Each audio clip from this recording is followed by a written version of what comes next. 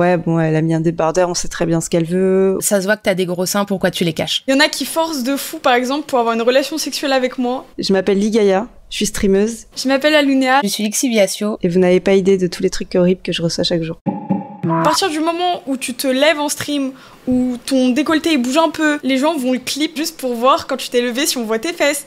Si c'est pas trop décalé, est-ce qu'on peut voir un bout de ta poitrine? Genre ce genre de choses-là, et moi je trouve ça genre vraiment effrayant. Un jour, il y a un gars qui m'a dit, en plus j'étais en pull oversize, ça se voit que t'as des gros seins, pourquoi tu les caches? J'ai pris l'habitude de streamer en pyjama à cause de ça. Hein. En été, c'est un peu le pire, parce que je suis sous les combles, donc il fait vite 40 degrés, et j'ai envie de porter des trucs légers, et non. Vite. J'ai réfléchi à tout et d'ailleurs c'est comme ça que j'ai créé aussi mon style vestimentaire. C'est pas du tout comment je m'habillais avant et je me suis dit je peux pas mettre ce que je veux sur Twitch, donc je vais adopter un look un peu badass.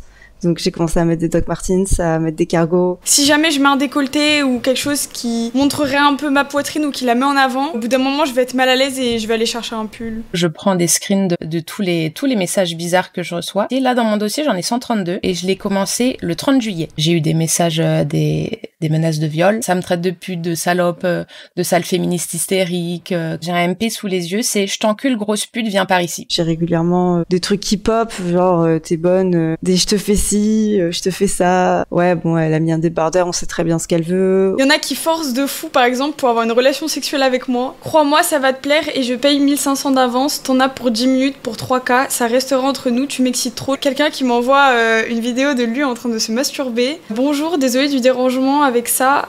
Mais je suis tes streams depuis quelques temps et je t'avoue, je suis dingue de toi. Tu es tellement incroyable surtout. Est-ce que je peux te faire passer du temps en éjaculant dans ma bouche et en mettant un tube de crème dans mon cul? Tu peux m'afficher si tu veux, je suis BG et musclée et tout. Je reçois des SMS où en fait ils peuvent changer le nom. C'est ultra choquant, c'est maman qui m'envoie t'es qu'une pute, je voulais pas de toi mais ton père m'a forcé. C'est horrible. J'aimerais les avoir en face et leur dire mais pourquoi en fait? C'est quoi le but? Ça me sidère, j'ai pas les mots. Il y a quelqu'un qui a trouvé le numéro de téléphone de ma mère et en fait ils ont appelé ma mère en lui disant que c'était le technicien de la fibre parce que j'avais mis en story Instagram qu'il y a le technicien qui était chez moi avec mon père. Il a demandé à ma mère le numéro de mon père et mon adresse parce que je venais de déménager.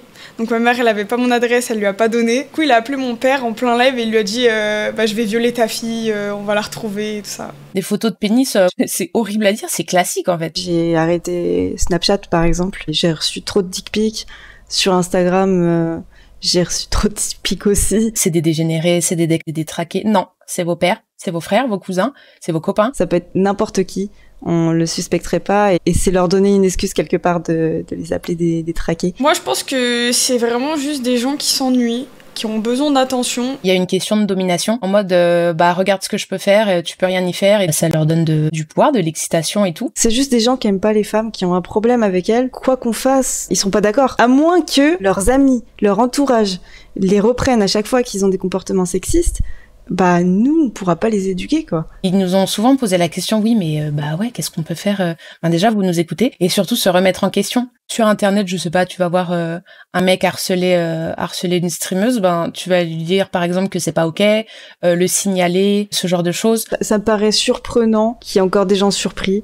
Parce que on n'arrête pas d'en parler. J'arrive pas à comprendre comment ils ont pas vu, quoi. On dénonçait ça déjà très souvent, et ils font toujours les choquer. Et puis 2 jours après, il y a plus rien. Au départ, j'ai été surprise parce que c'est vrai que Magla, c'est une streameuse qui tank de ouf. Et là, la voir elle s'exprimer, ça m'a poussée aussi à appuyer ses propos parce qu'on en a marre en fait et c'est trop important. Ça a libéré la parole pour toutes les autres streameuses, donc c'est quelque chose de très très bien. On se rend compte qu'on est toutes concernées par la même chose, quoi. Qu'il faut pas se laisser abattre et que forcément, si on est tous ensemble, on va peut-être trouver une solution à ça. J'ai envie de toutes les femmes de Twitch à ne pas avoir peur et à se sentir légitime parce que c'est un vrai problème. Un message à ces mecs-là, sois normal mec, je sais pas, genre c'est hyper bizarre de faire ça. On n'est pas vos potes, on n'est pas vos objets, on n'est pas des choses sexuelles qui existent juste pour votre bon plaisir. Traitez-nous comme des humaines, donc avec du respect. Ce qui motive à continuer, c'est que si j'arrêtais en fait, plus tard je pourrais pas me dire que je me suis battue. Si faire ce que j'aime